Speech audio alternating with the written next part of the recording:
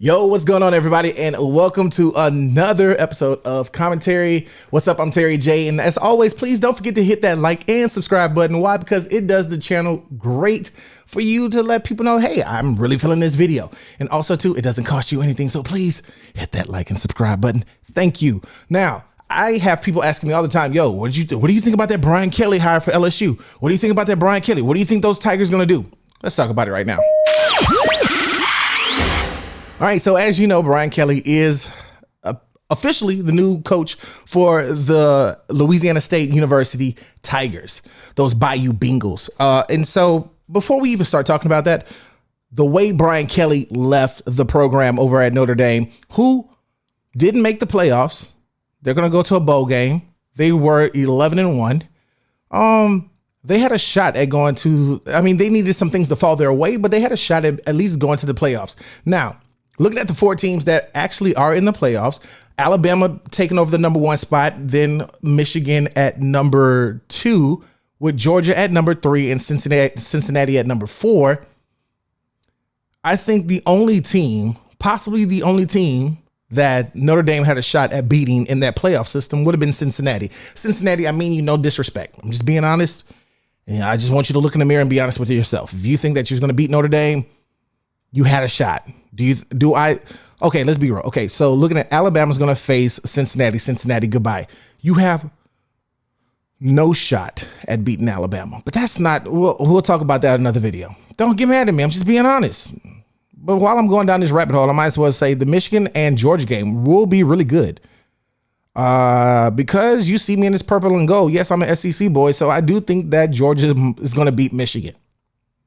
I think it's going to be a close game, though. Don't sleep. Can Michigan beat Georgia with that defense?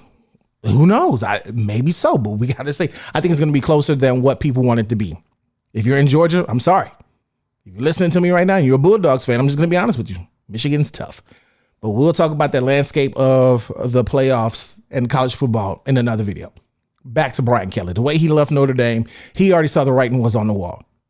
He's been to the national championship before, where an SEC school dominated him. He's looked at the landscape of college football for probably the past decade or more and said the SEC has dominated college football, particularly Alabama.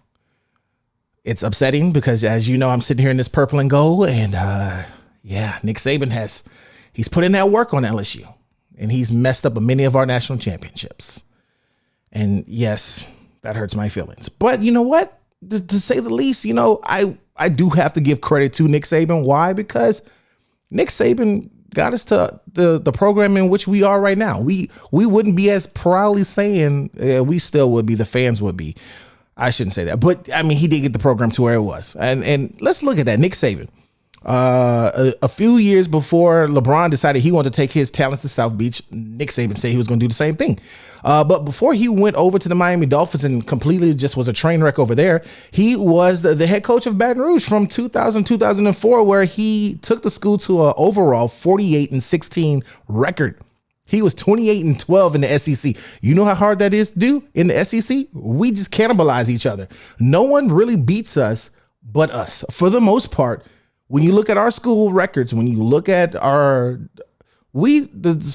football doesn't start for most SEC schools until you play an SEC school, because all the other schools, we're just like, we're about to get this W. I'm just being real. And we sound very rude when we say that. But most times that's how we look at it. If you are not in the SEC, we expect to dominate you.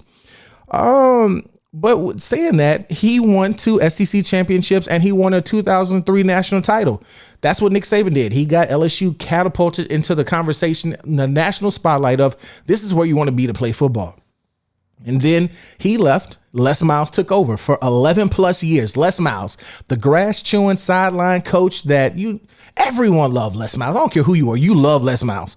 I particularly love and hated Les Miles. Why did I? Because I feel like while I love Les Miles as a person, at that time, I feel like he wasted too much talent on that field, where Alabama did beat us many of years. Because to be honest with you, in the Les Miles era, it was either a national championship between LSU or Alabama.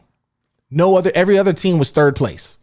because whoever won between LSU and Alabama was going to win that national championship. And sadly enough, Alabama won by the hair of their teeth most games throughout the years. It wasn't every once in a while it was a blowout Bama, but for the most part, Bama just squeaked by. We had them on the ropes, we let them off. And honestly, and I've always said this, LSU is one of those schools you get elite, and I don't know why, but you have elite talent at wide receiver position. We have NFL wide receivers, but we had like a middle school quarterback. Think about it. We had Odell Beckham and Jarvis Landry running together. They were two wide receivers on the same team at the same time. They were NFL prospects. And we had Mittenberger throwing the ball. Sad situation. For whatever reason, we could not produce a game managing quarterback. We didn't even need Joe Burrow at that time. We just needed a guy who didn't turn the ball over, or at least could understand defenses and know when to throw the ball away. That's all we needed. We didn't need him to do too much because we had an amazing defense. I mean, think about it. Throughout the years, Les Miles has had Patrick Peterson. He had Honey Badger. He had Eric Reed. I mean, so many. I mean, it just doesn't even do me justice to go down the list of all the different players in the NFL that came through for Les Miles. Now, I will say, though, respectfully, in his 11 plus year stretch with the Tigers, he is the second most winning coach in our program history.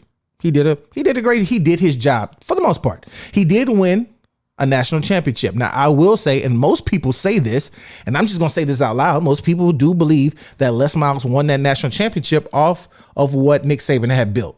A lot of those students, a lot of those kids from that era, when they won the national title, were recruited by Nick Saban, and Les Miles was able to reap the benefits. That's where I want you in the comments. Let me know. Do you feel that way? Do you think that's true? I mean, it's not far-fetched to think that, but you still got to be coached. You still got to be put in the position to win, and you got to go out there and get those W's. So I will credit that part to Les Miles, and I'm sure Nick Saban will feel the same way. He might tell you, yeah, I might have went and got those guys. I might have recruited those guys, but Les Miles put them on the field, and they produced, and that they did, and they won a national championship. Moving along, after Les Miles, and his record, no less, was 114 wins and only 34 losses out of his 11 years. Amazing. Yes, he did it. Moving along, Ed Orgeron took over, and doing so was interesting because he took over in 2015, and he said he was going to bring a national championship to LSU. Go Tigers. That guy. You know what I'm talking about. I could never understand what Ed Orgeron was saying, but you know what? He did it. 3 seasons in, and it's crazy when you look at the numbers. Their wins went up. Like, I think the first season they were like 8-6 or 6-6, whatever the record was.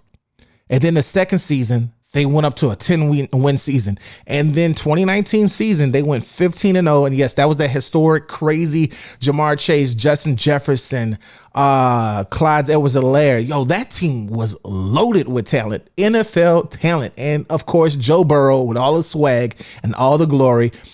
2019 was a special year. Arguably one of the best college football teams ever assembled to play college football. Hate me if you want. Tell me if I'm lying. But again, when you look at the stats, when you look at the numbers, when you look at the draft class, that is arguably the best college team to ever play the game in the college football level. They won a national championship. And as you know, yes, COVID did happen. That was a situation, but it went drastically down here. The program just went woof. And in my thoughts, I almost thought, well, maybe it was too perfect of a storm because you had Armada as the defensive coach. You had, Amanda. I can't say the man's name. I'm going to say Armada. You are going to correct me. I don't care. Aranda. I think that was his name. Dave Aranda, whatever. He's amazing. He's doing great with Baylor. Shout out to Baylor, man. Number 8 when they finished? I don't remember. Don't quote me. Dave was just doing amazing. Shout out to Baylor. They're going to a great bowl game this year. He was defensive coach. He went off. Then, of course, the coach who just got fired over in North Carolina, but he was good with us, Joe Brady. Joe Brady did amazing things when he left the Saints and came to the LSU football team. Also, too, what do you think about that? What do you think? Should Brian Kelly reach out to Joe Brady to come back to LSU and maybe get some of that magic back with the Tigers? I wouldn't be mad at that. Do you mind that situation? Do you think Joe Brady would be open for that? I hope so, because he just got fired. So, I mean, he's going to be looking for a job, and LSU would welcome him with open arms, especially because he was on that national championship title team. So it makes sense. It's perfect timing, too. Come on back, Joe. Come on back. And with that being said, Ed Orgeron just wasn't the same.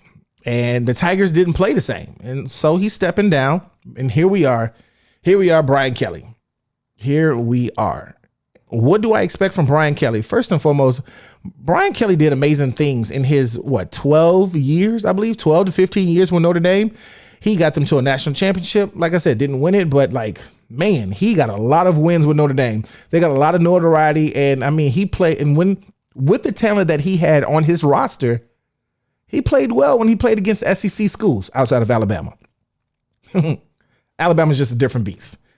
I don't care what y'all say. SEC West is just a different monster. Yes, the SEC itself is great. It's strong.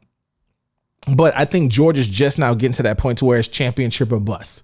Alabama and LSU have been that way, championship or bust. And I think there's very few schools that are championship or bust. Ohio State, I believe, is one of those teams it's a championship or bust. We don't care about bowl games.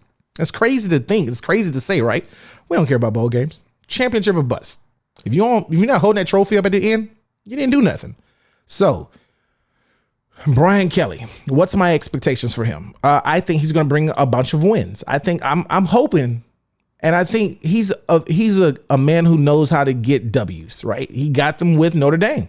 And I think now he's looking at the talent pool in Louisiana and thinking, this is a NFL type place. When you come to play, when you put on that purple and gold and you play under the lights on Saturday, you're playing for NFL crowds out there. You're playing for those scouts. You're playing for passion and pride. You know that the stadium's going to be rocking and everything is going to be bumping that night. And that's what you want that pressure. And he said it himself in the press conference.